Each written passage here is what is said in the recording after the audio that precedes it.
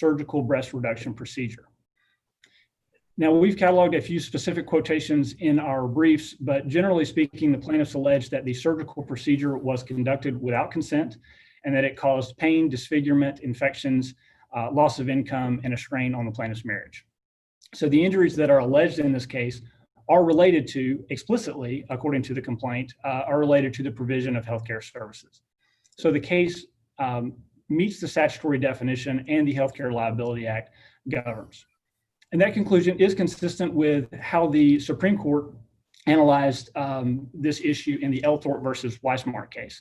In that case, one of the key allegations was that a licensed clinical social worker had been providing counseling services without consent.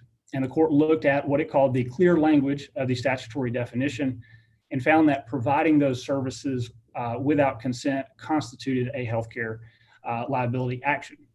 And similarly here, we have a surgical procedure that was conducted allegedly without consent. And so consistent with Elthorpe, the act would apply.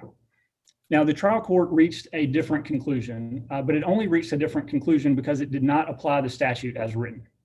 Instead of asking whether the injury was related to healthcare services, the trial court framed the question as follows. The question is whether a misrepresentation regarding a healthcare provider's credentials constitutes a healthcare service. The trial court's framing of the question departs from the statutory text in two key ways. The trial court's question focuses on the alleged misrepresentation instead of the injury. That's the first way. And we know from the plain language of the text that the focus should have been on the injury instead of on that misrepresentation. And the way that the trial court framed the question ignored the injury altogether. The second way that the trial court misframed the question is by asking whether the misrepresentation constitutes a healthcare service. The operative language of the statute is related to, not constitutes. And by using the word constitutes, the trial court presented a much narrower question than what was intended by the statutory definition. Now, importantly, the trial court didn't provide us with any explanation for why it departed from the statutory definition. And the precedent from the Elthorpe case and also from the Sunday versus Delta Medical Center case that this court decided has determined that the definition has clear language and that it is conclusive of whether a case is subject to the Healthcare Liability Act. But neither the plaintiffs nor the trial court have pointed to any ambiguities in the statute that would necessitate departing from this plain language. Mr. Scott, are you familiar with the recent HRC, I hope that's the initials, case, which was a case brought by the Attorney General under the Consumer Protection Act.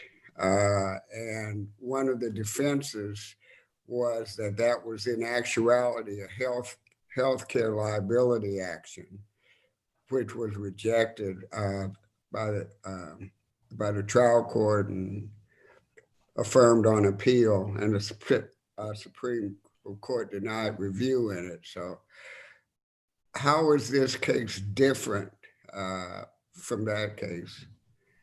Well, Your Honor, I'll have to confess that I did see that case come across, but I have not reviewed that in detail and did not realize that that was one of the issues that would have crossed paths with our case today. I would be happy to. Well, I just mention it because this,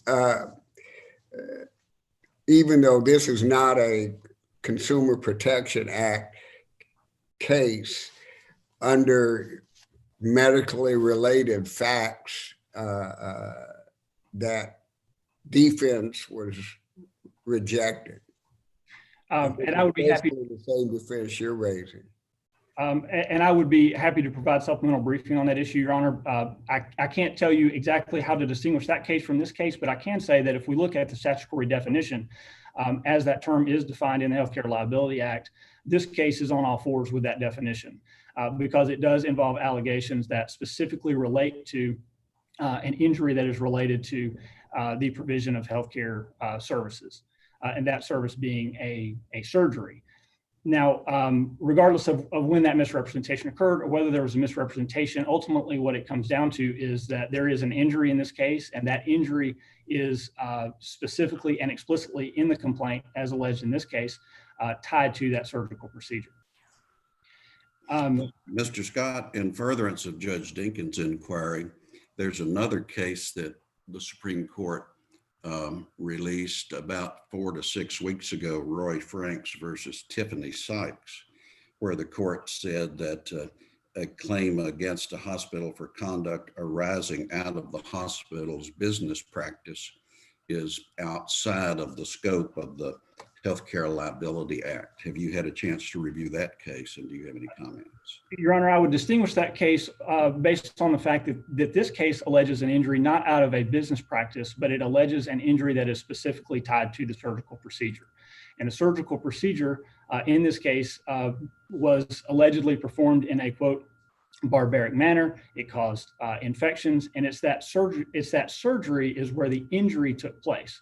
And so looking at surgery arguably would have never occurred but for the alleged misrepresentation. So how do we separate the two?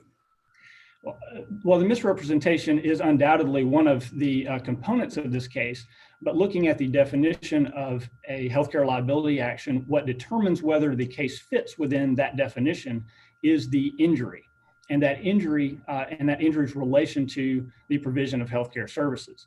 And so the injury does not occur in the context of a medical battery case, which is what this has been labeled as. The injury does not occur until there is that trespass, that touching.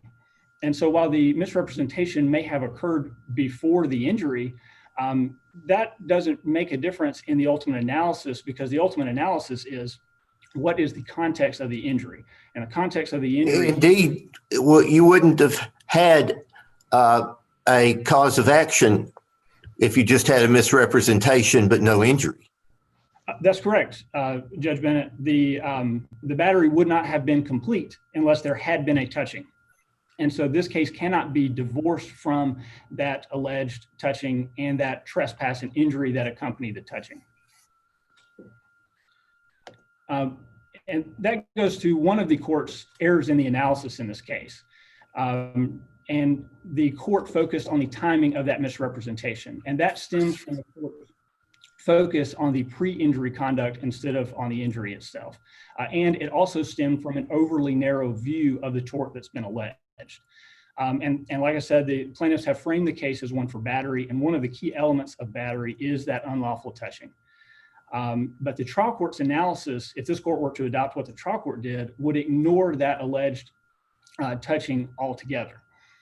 If the court had considered when the battery actually took place during surgery, it would have been clear that the case is related to the provision of healthcare services. So what this appeal comes down to is this. The statute says the act applies to cases alleging injuries related to the provision of healthcare services, and the complaint alleges injuries that are specifically related to the provision of healthcare services, a surgery. So the Healthcare Liability Act governs this case, and this court should reverse the trial court's decision. Unless there are further questions, I'll yield the rest of my time. All right, hearing none, thank you. And we'll hear from the appellee, Mr. Preston. Thank you, Your Honors. Judge Clement, you raised an issue that I was going to raise, which makes, I think, our case, puts it on all fours with the Franks versus Sykes case. I disagree with counsel in his analysis that the Franks versus Sykes case deals with the business practices and that our case does not, because in this case, the allegations are that the physician and New Body Concepts misrepresented the credentials of this doctor. And so that was an event that occurred prior to the provision of any kind of healthcare services. And so when you analyze it in a temporal setting, and you say, okay, well, this was before. Had that misrepresentation not occurred, then Ms. Cooper would not have agreed to the subsequent services. That, I believe and submit, is on all fours with the Franks versus Sykes case, which addressed the applicability of the Tennessee Consumer Protection Act in conjunction with a medical malpractice claim. And that Wasn't that about hospital billing? It was about billing, but it deals with the business practice. And I submit, Your Honor, when you look at the opinion of the case, it makes a distinction between a business practice from a hospital in that case, or the business practice of the provision of healthcare services. And in this case, what the appellants are asking the court to do is reverse the trial court's well-reasoned opinion in which he made that distinction. Judge Martin out of Franklin made a very well-reasoned opinion and decided, look, this is not the provision of the healthcare services that we're complaining of, and so it's not encompassed within the act. And he did a great analysis of the wording of the act and how, under the concept of iustum generis, you read those in conjunction, the general words and the specific words. And in that case, this behavior, this act, would not fall under that, the Healthcare Act. Now, when you look at the case that was relied on by the trial court, the Lacey versus Mitchell case, that was even closer to what the appellants want this court to in a way, the appellants want this court to analyze the case, in which case in that case, after the provision, you could even argue that it was during the provision of healthcare services, the chiropractor is alleged to have hit the patient on the back as the patient was leaving, within the scope of this relationship, rather. And so that was deemed not to fall squarely within the act and those provisions. And that was so close temporally and chronologically that the analysis is, in this case, right on point with that. But Lacey dealt with the fact that wasn't the customer like leaving or something? Yes. Well, then the provision of medical services was over, right? That is correct. And our argument Well, then it's not related to. That's right. And just like in this case, our claim is not related to, because the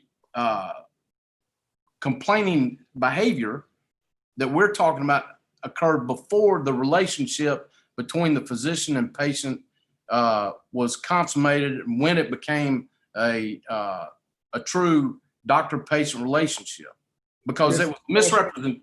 Yeah, Mr. Preston, are the damages arising from the misrepresentation the same as those that would arise if this were a healthcare liability action, or are they different?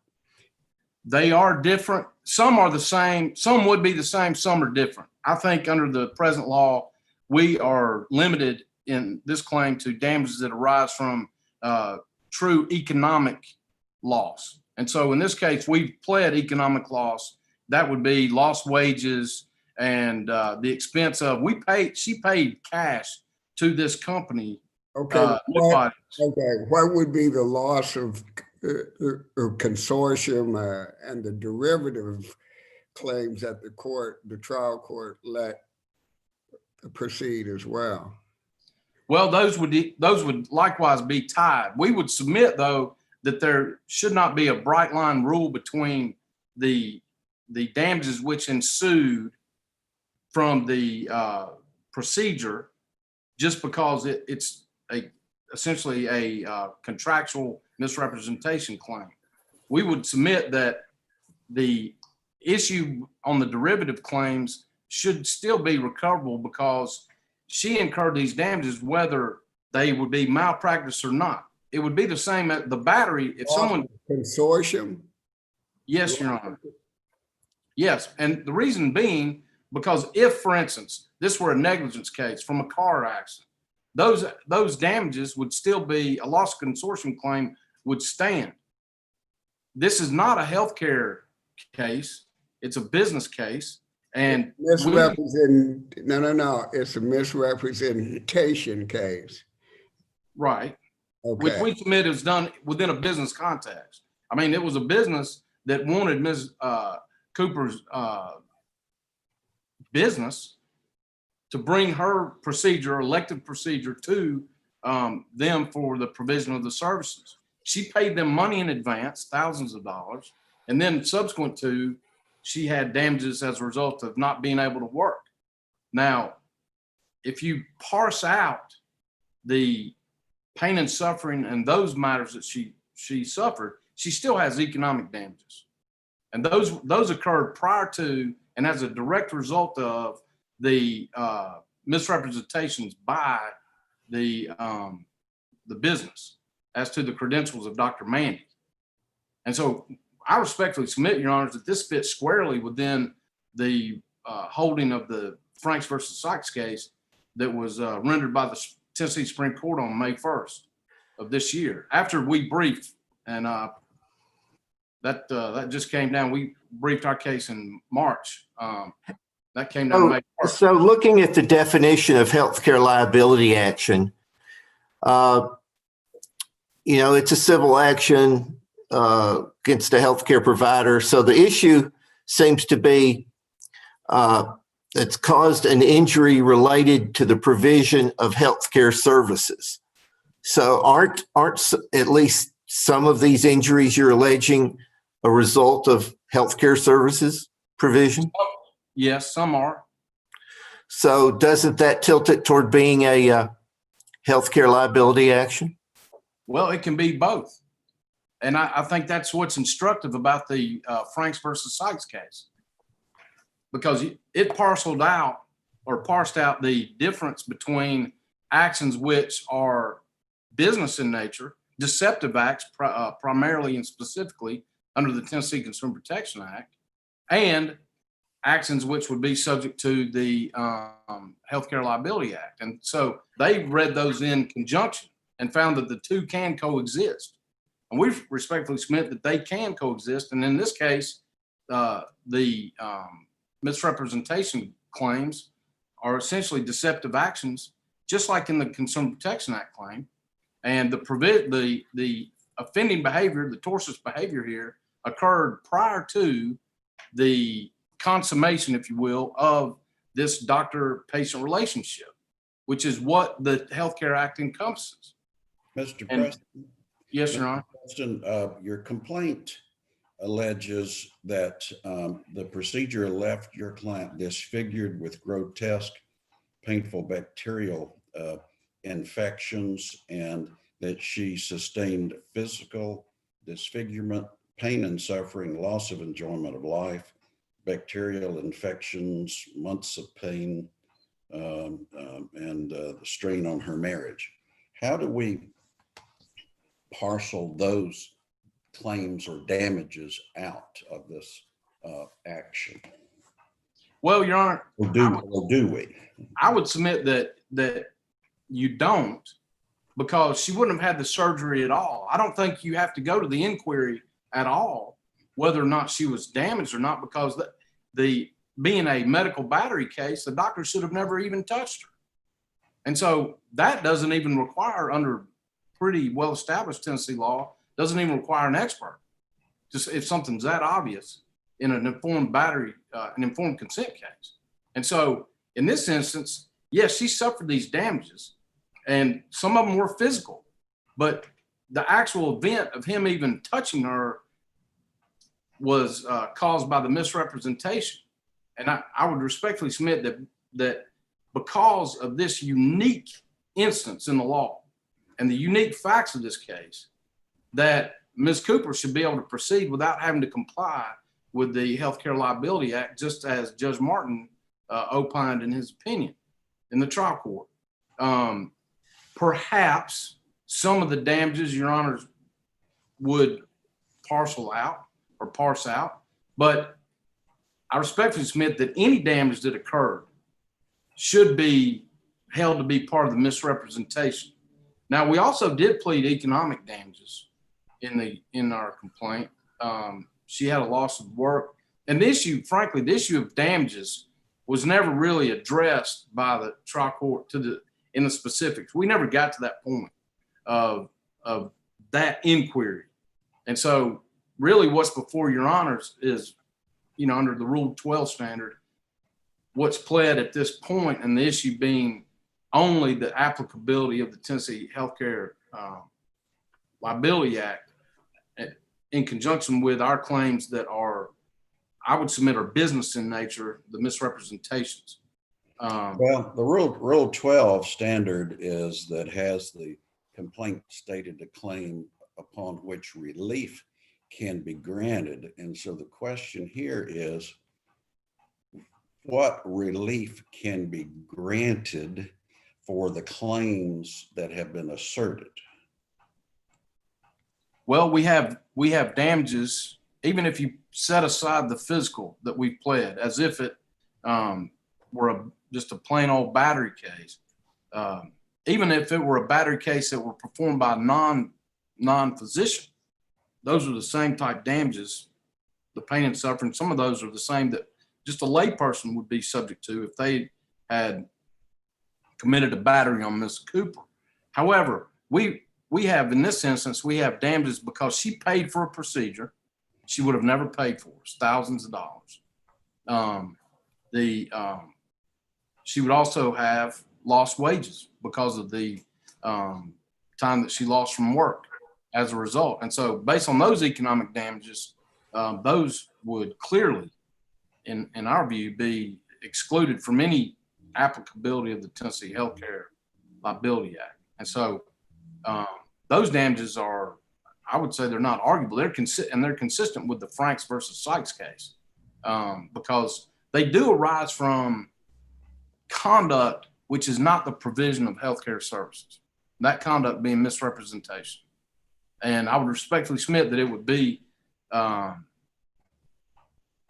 very bad rule if any action taken by a doctor could be excused and the high standard be required under Tennessee law for any claimant, any potential plaintiff to come forward to try to bring an action and have to comply with the Healthcare Liability Act in instances where it really should not be applicable.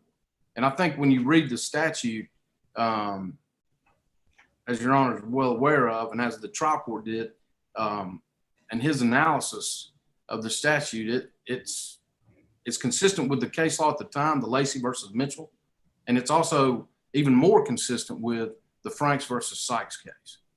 And it would be really a tough road for Tennessee citizens to hoe if any action taken by a physician within, as the appellants would argue, the broad spectrum of what this act covers, to have access to the courts.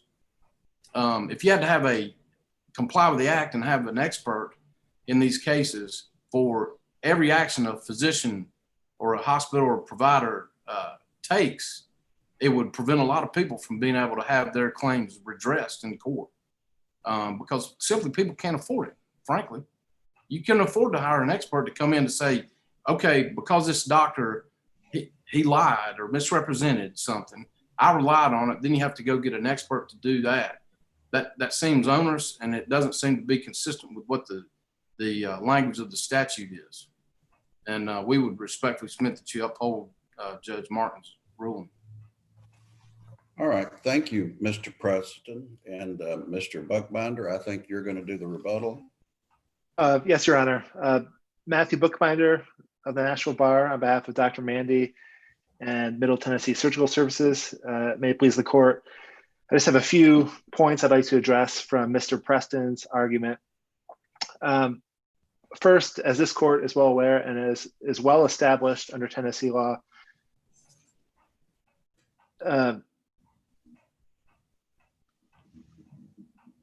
legislative intent should only be ascertained and considered by courts upon a finding that a statute is ambiguous. And that legislative intent includes statute or canons of statutory construction, like Eustem Generis, which appellees have raised in their argument and which the trial court relied upon. Listening to the appellee's argument today and reading their brief, I have not heard them articulate or demonstrate to the court how this statute is ambiguous in any way. And so we would urge the court to restrain the analysis of the statute to the plain language of the statute. Let me ask you this, Mr. Buckbinder, if this were not a licensed physician and the misrepresentation was that the physician was licensed rather than had this certification or what have you, would this fall under the Health Care Liability Act because it was not done by a licensed physician? Or would it be a medical battery or something, or a simple battery? Well, I think, Your Honor, turning to the statutory language, we've restated in our brief as a three-part test. No. Answer me.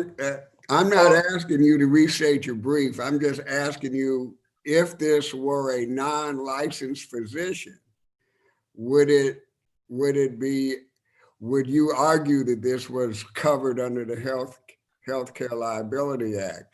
And the follow-up will be, what is the difference between a non-licensed physician or a physician that represents that he is licensed and a physician that represents he has a particular certification? And yes, Your Honor, I wasn't trying to sidestep your question. I was just referencing my brief because we've restated the language in a three-part test. I think it'll help the court reference the part of the statute I want to refer to here. So it's all actions. Answer my question, please, sir. No, because the second. No, what? No, it would not apply because the statutory language says a covered healthcare provider or providers, which is the second element as we restated the statutory language in our brief. So because it's limited to a covered healthcare provider or providers, no, I don't think that would apply in that case. But in this case, it's undisputed that Dr. Mandy is a licensed provider and that the healthcare facilities are licensed facilities. And so I do not believe that is the case here. I think the only part of the statute so there's not a distinction, or there is a distinction made based on the nature of the misrepresentation that he is certified.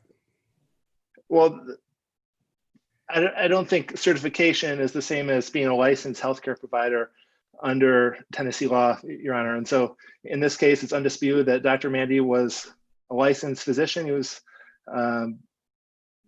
qualified to perform a surgery in the state of Tennessee, and that is not an issue. I believe that is undisputed in this case. Okay. But turning to the part of the statute that is in dispute by the appellees, the third part, have caused an injury related to the provision of or failure to provide healthcare services. I still have not heard appellees articulate any injury that would have occurred but for the performance of this surgery.